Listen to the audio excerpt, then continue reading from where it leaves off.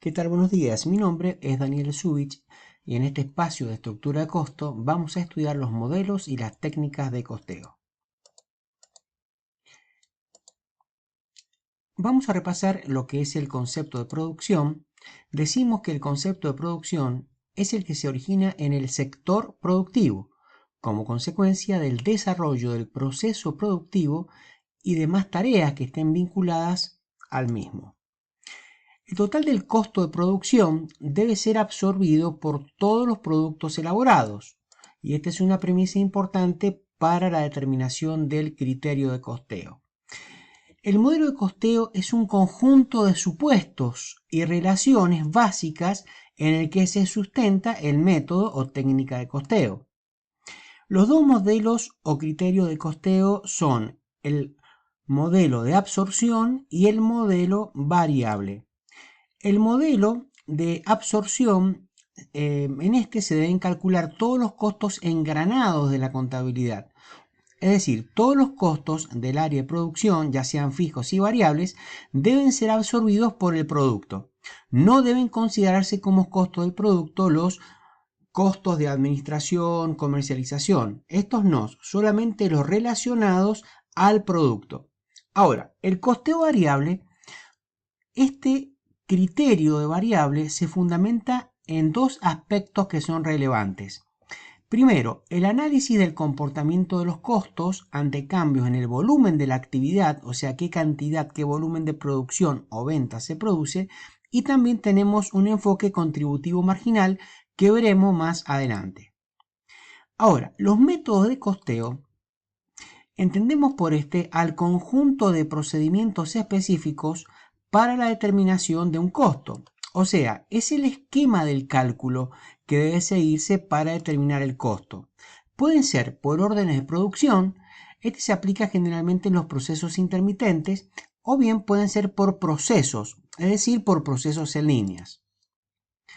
Aquí vemos, por ejemplo, en un esquema del proceso de acumulación de factores de costo indirectos que ya vimos en clase pasada, cómo tenemos, por ejemplo, las diferentes unidades de costeo intermedias, las áreas funcionales operativas y cómo los diferentes factores indirectos, o sea, vemos que los costos directos habían sido generalmente atribuidos, asignados a cada uno de los centros de costos.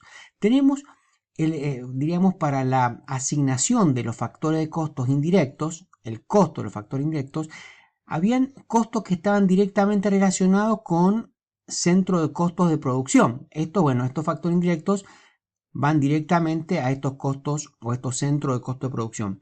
Pero hay otros centros de costo directo que no están directamente vinculados y hay que, a través de un proceso de asignación, se vinculan o se acumula por un proceso de absorción a los diferentes centros de costos.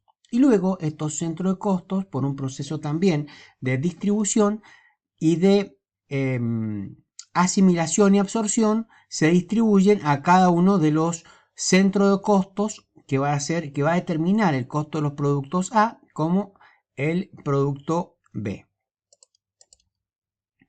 Órdenes de producción. Las órdenes de producción se aplican en empresas poliproductoras que trabajan sobre la base de pedido de clientes, con mano de obra calificada, bajos niveles de existencia de productos elaborados.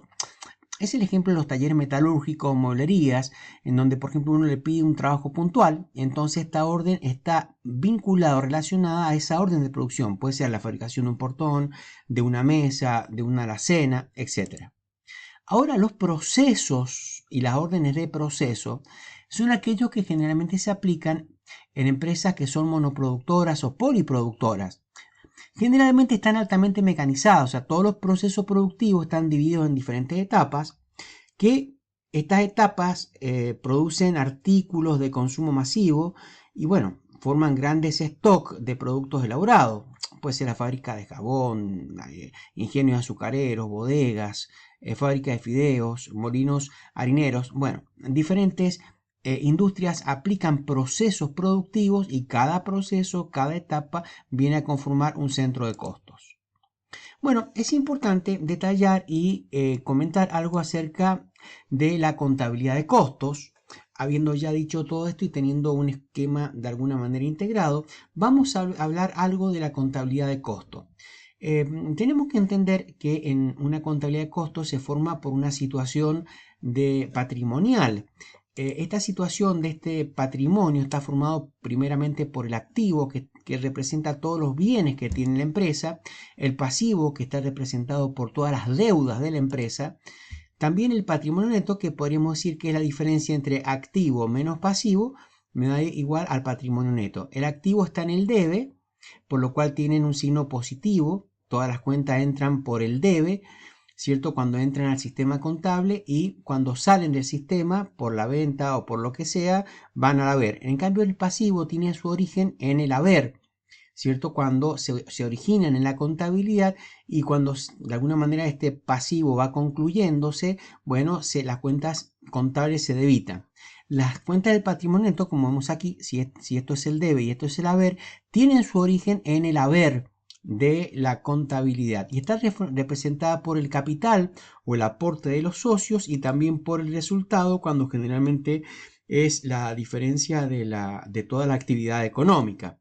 ¿Qué vemos en el activo? Bueno, en primer lugar vemos las disponibilidades, que es el efectivo o lo que tenemos en el banco, pero como estamos hablando de la contabilidad de los temas de costo, por sobre todo, lo que nos interesa es un elemento importante del activo, que es el bien de cambio, o sea, la mercadería, lo que va a vender la empresa. Supongamos que en esta mercadería compramos todas las materias primas, los materiales, bueno, pero ¿cómo lo compramos? ¿De dónde sale la plata? Bueno, esto puede salir de aportes del capital, o bien nos podemos endeudar ante un banco o ante el mismo proveedor. Entonces el proveedor nos financia esta compra de materiales que en algún momento vamos a pagar cuando ingrese dinero o efectivo. Entonces fíjense acá, podemos representar que entra en el debe el almacenaje de materiales a proveedores, que es la deuda que tiene la empresa, podemos decir, en su situación patrimonial. Bueno, también la empresa, vimos en clases anteriores cómo puede tener, diríamos, erogaciones que son producidas por los sueldos y jornales a pagar, cuando es la obligación de pagar ante los empleados, o cuando hay que pagar a la AFIP o al ANSES todas las retenciones y las cargas, aportes y cargas sociales, o las provisiones que son determinadas por la empresa en función de determinadas obligaciones con el personal.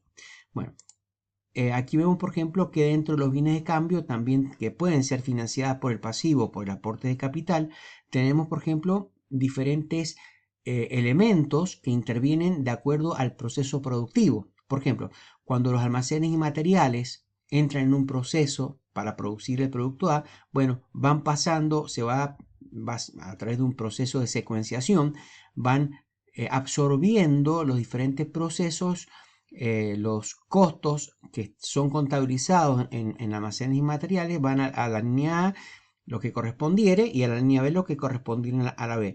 Ahora, cuando ya terminamos el producto, se cancela todos los costos relacionados a la producción en proceso y pasan al producto terminado.